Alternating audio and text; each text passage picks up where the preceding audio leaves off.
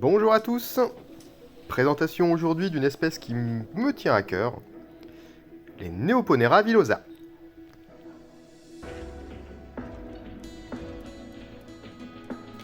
Elle est originaire d'Amérique centrale et d'Amérique du Sud. C'est une fourmi de belle taille qui dépasse le centimètre. Son corps est un petit peu plus trapu que sa cousine Neoponera apicalis. Elle est majoritairement noire, avec des pattes qui ont des touches de bordeaux. Elle a également beaucoup de reflets dorés sous certaines lumières. Et c'est cet aspect-là qui m'a particulièrement séduit dans l'acquisition de cette espèce.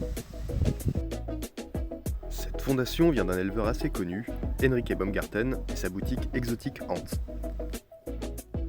Dans un volume adapté, elle exploite la totalité du terrarium, même la hauteur. Comme la plupart des ponérines, elle ne dispose pas d'un jabot social. Non, c'est une fourmi primitive.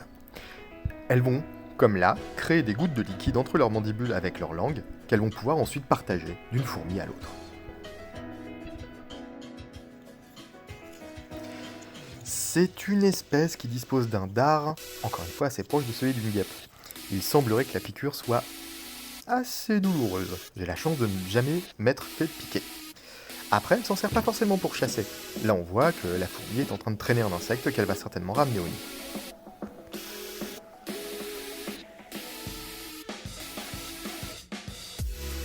On voit que les mandibules sont assez costauds quand même. Ça lui permet parfois de déchiqueter les insectes, juste avec les mandibules. Pas forcément besoin de se servir du dard.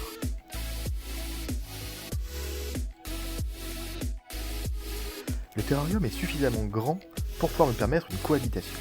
Ici, j'ai une autre espèce qui vient de Guyane qui s'appelle une Strumigénis, qui est relativement petite, d'où la médiocrité de la vidéo. Au niveau du nid, soyons transparents, c'est un peu le bordel. Elle niche dans la nature, dans du bois mort, ça c'est ce que j'ai lu.